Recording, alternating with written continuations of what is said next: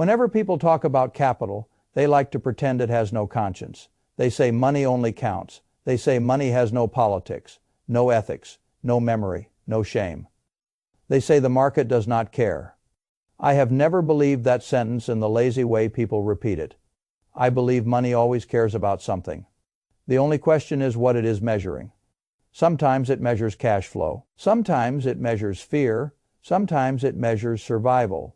And every so often, usually in moments that look political on the surface, but financial underneath, money begins measuring values. That is when people get uncomfortable. Because as long as capital is only chasing a spreadsheet, everybody can keep up the old fiction that investing is neutral. But when one of the largest institutions in Europe sells a large position in a profitable American company on ethical grounds, while major American pension funds keep holding the same company and hide behind the language of fiduciary duty, then the fiction starts to crack. At that point, the argument is no longer about a stock. It is about what kind of civilization a pile of retirement money is willing to underwrite. That is the question I want you to sit with, because I think one of the most important things happening in capital markets right now has very little to do with quarterly earnings and a great deal to do with a widening values border between Europe and the United States. Most people are still looking at this through the wrong end of the telescope. They see one pension fund. I see an institutional signal. They see one company. I see a test case. They see one sale. I see capital beginning to choose what kind of world it is willing to finance. The details matter. So let us start there. ABP, the largest pension fund in the Netherlands, managing retirement assets for Dutch civil servants, sold its entire stake in Palantir. The amount was enormous enough to force people to notice. But I am less interested in the size than in the reason. The stated logic was not that the stock was weak, not that the multiple was too high, not that the company had lost its contracts, not that growth had stalled. The sale was presented as part of a commitment to invest in a socially responsible manner, meaning the fund was weighing how sustainable and responsible an investment was when making decisions. The controversy centered on Palantir's software being used in immigration enforcement and in military operations tied to serious human rights concerns. Public pressure inside the Netherlands did not whisper. It built pension participants objected. Journalists pulled the holding into public view, and then the fund exited. That is not normal institutional behavior in the American sense. In the American sense, the script is different. In the American script, large public pension funds often continue holding companies like this while saying the same two words over and over: fiduciary duty. Those two words are treated like holy water. Sprinkle them on any controversy, and apparently the moral smell goes away. I have listened to this language for years, and I have always found it revealing. Not because fiduciary duty is fake, it is real, but because people use it selectively. That is the first mechanism I want you to remember. I call it the fiduciary shield. The fiduciary shield is what institutions raise when they want to look morally neutral while making a deeply moral choice. They act as though holding a profitable company is the absence of values, when in truth it is only the presence of a different value hierarchy. It says return first, distance second, conscience later if ever. I do not object to honesty. If a pension fund wants to say, we know exactly what this company helps do, we know people object, and we have decided returns matter more than those objections, then at least I know I am dealing with a grown-up statement. But that is not how most of these institutions speak. They do not say we chose returns over rights. They say we are merely obeying duty. That is a trick of language, and language tricks are very expensive in finance, because once you rename a choice, you stop examining it. Europe is examining it, America is renaming it. That is the real divergence. If you want to understand what makes this situation interesting, you have to first understand that Palantir is not controversial because it sells ordinary software. The issue is not that it helps companies optimize delivery routes or improve inventory turns. The issue, as framed by the public criticism driving this debate, is that its systems can combine massive bodies of sensitive information and help governments and security services monitor, identify, and act on human beings in ways that raise profound human rights questions. That is not just an abstract concern, it becomes immediate when the software is tied to deportation systems, military targeting, police use, and state power. Once you understand that, you can no longer pretend the argument is a standard ESG food fight about nice branding. This is harder. This is about force. And retirement capital is being asked whether it wants to be inside that force or outside it. That is why ABP matters. ABP did not just dump a company. ABP told the market that there are lines that public workers in Europe are not obligated to finance everything that earns, and that ethical distance itself can become part of the investment process. American pension systems heard the same facts and replied with a different philosophy. That is where the second mechanism appears. I call it the values gap. The values gap is not a matter of rhetoric. It is what happens when two large pools of institutional capital receive the same information and draw opposite conclusions about what responsibility means. One side says responsibility includes human consequences. The other says responsibility stops at financial return unless political conditions become unbearable. That distinction matters more than people think, because once capital begins defining responsibility differently, the eventual destination of that capital changes too. You can see it already if you widen the frame. This is not happening in isolation. European institutions are not only reassessing one software company, they are reassessing American exposure across multiple dimensions at once. Financial exposure, technological dependence, ethical credibility, strategic trust, gold storage, digital sovereignty, public procurement, defense alignment, data control. The pattern is broader than one ticker. That is why I do not like people reducing this to a morality play about a single stock. The bigger story is that European institutions are beginning to ask a once unthinkable question in a much more serious way. Can we trust American systems, American platforms, American contractors, and American institutions to align with European political values, legal norms, and human rights commitments? And increasingly, the answer appears to be not automatically. That is a huge change. Capital always moves before the culture fully admits what is changing. That is one of the oldest truths in markets. By the time newspaper language catches up, the money has often already left. The third mechanism is what I call reputational compound interest. When people think about returns, they usually think in terms of money alone. They ask what grows, what yields, what appreciates. But institutions also compound reputation. A fund that sells one company on principle creates a precedent. A precedent creates expectations. Expectations create pressure on peer institutions. Pressure creates new exits. New exits normalize the idea that this kind of divestment is not fringe behavior, but a recognized governance response. That is how reputational compound interest works. The first sale does not have to crater the stock. The point is not the immediate price chart. The point is that once a large, respectable institution says publicly that it is unwilling to finance a company on ethical grounds, other institutions are now given a map. They no longer need to invent the route. It has been shown to them. That is why I never dismiss these moves, because they seem small relative to market capitalization. The direct price impact may be negligible today. The reputational template can be very large tomorrow. People who only count immediate market cap are missing the larger machine. The larger machine is permission.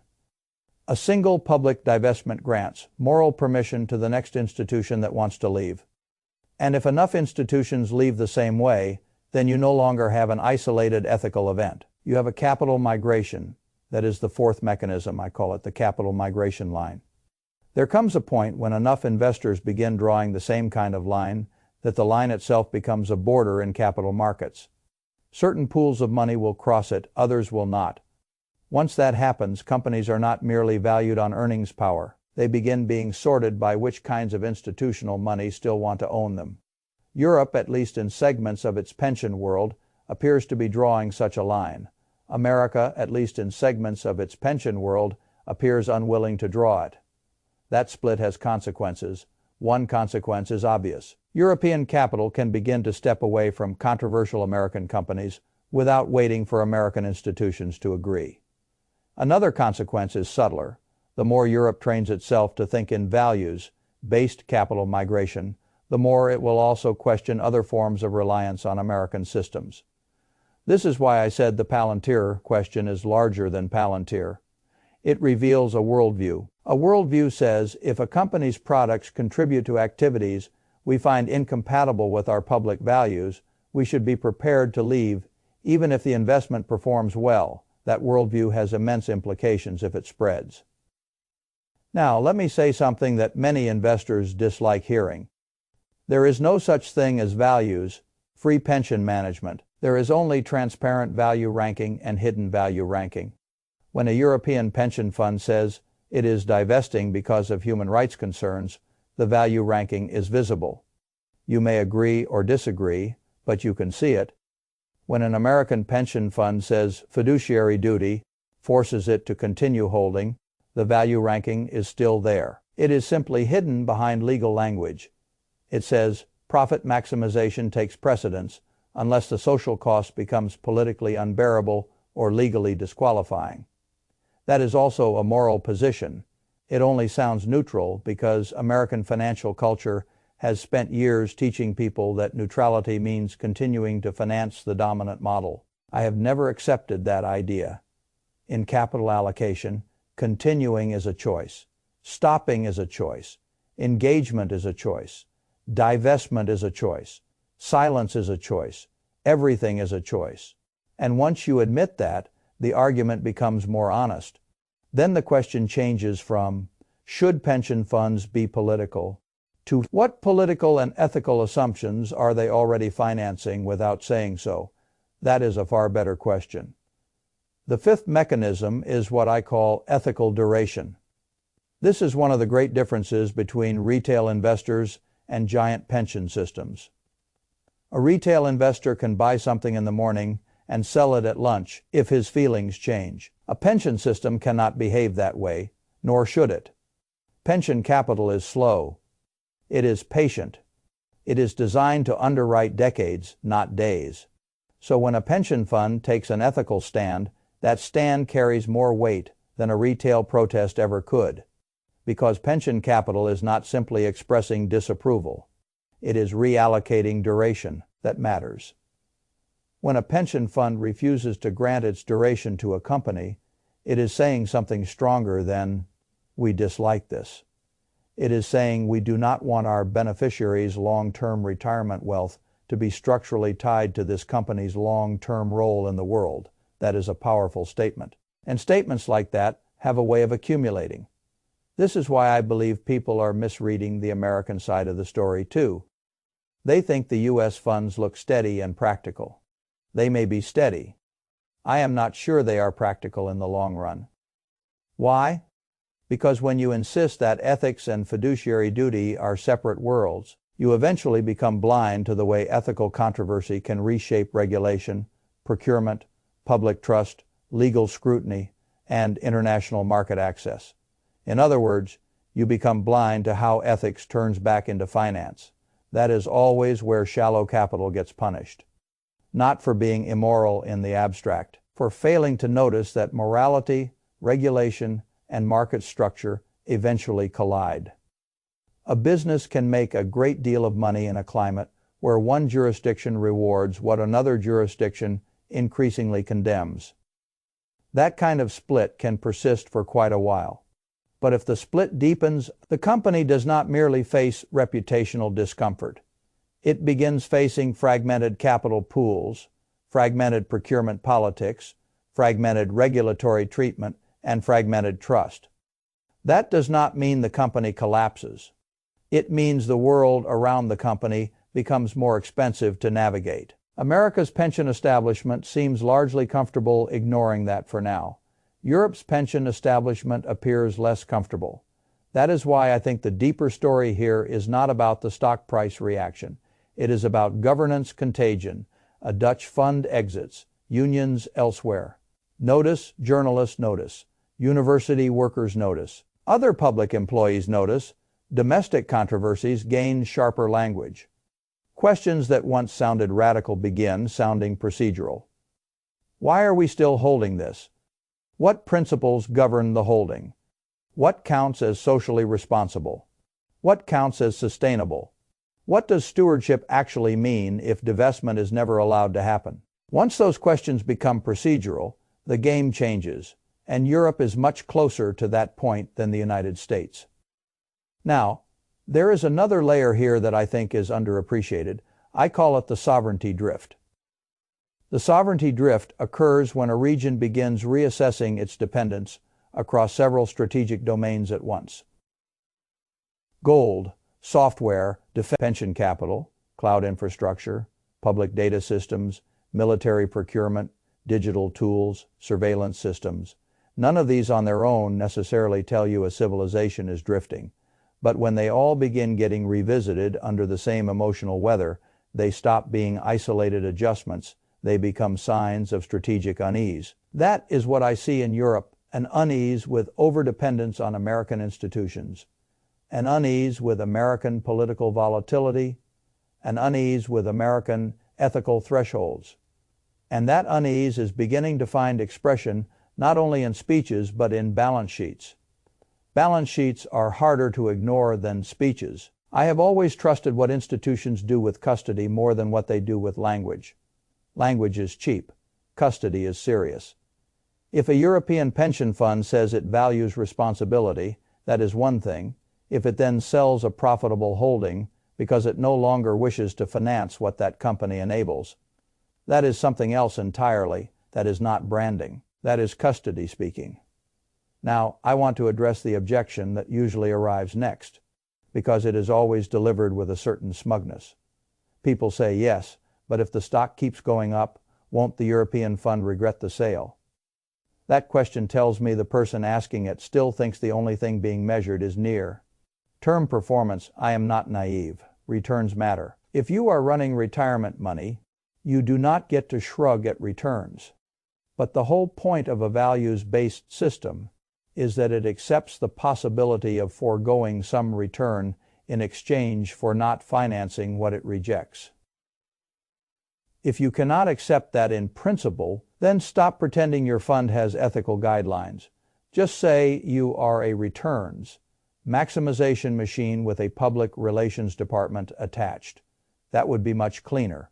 But once you do claim an ethical framework, you must occasionally be willing to pay for it. A principle that costs nothing is usually not a principle. It is decoration. That is another reason ABP matters. It did not merely publish a policy, it used it. I respect used principles more than declared principles. Most institutions are full of declared principles. Used principles are rare. And because they are rare, they matter more when they appear. Let me tell you what I think American pension funds are doing wrong here. I do not think the error is simply that they keep holding.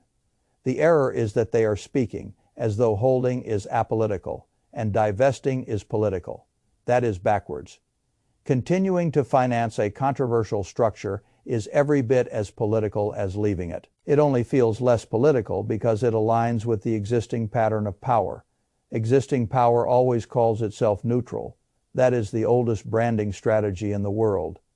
You can see the same trick when legislators punish funds for divesting from one kind of politically favored company, but not another. Suddenly, fiduciary duty becomes selective. Suddenly, divestment is unacceptable in one case and admirable in another. That is not law-finding principle. That is power-finding language.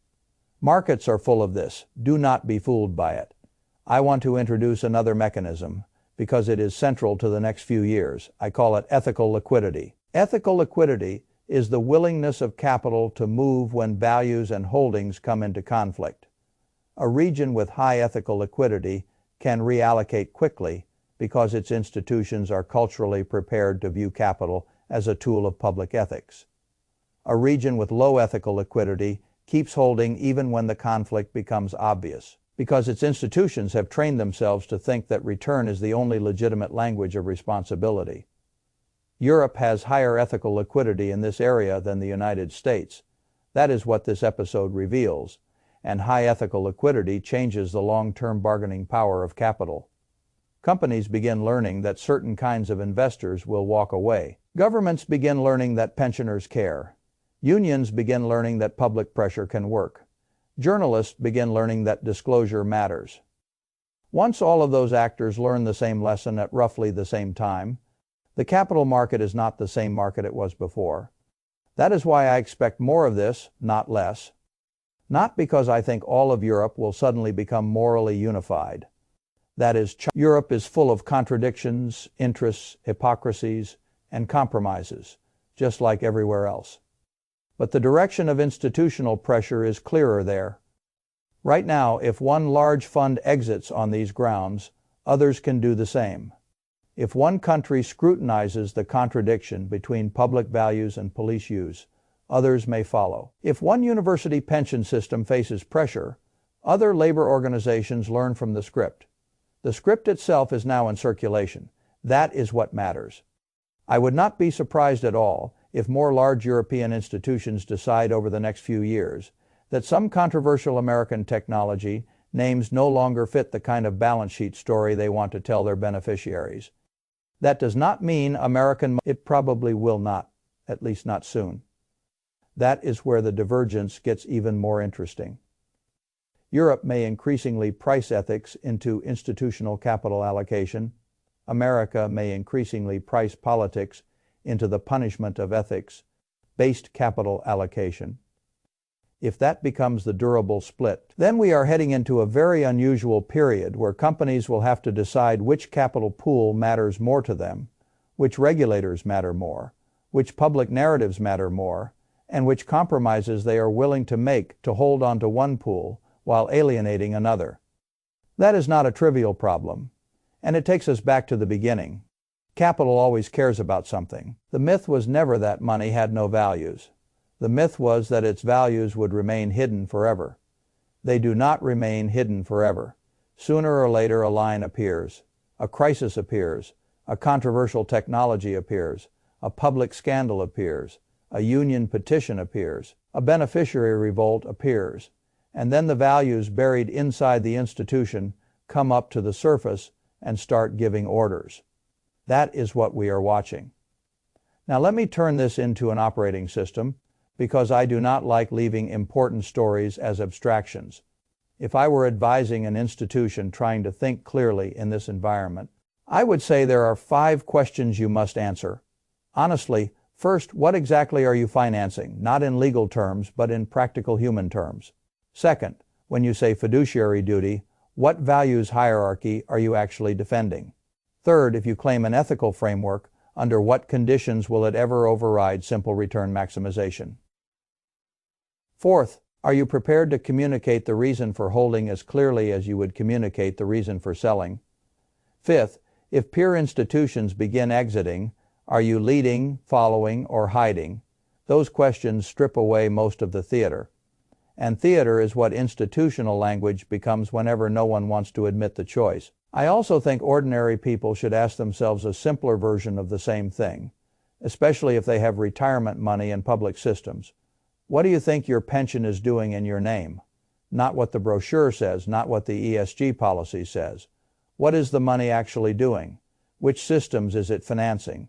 Which assumptions about rights, state power, and accountability is it underwriting?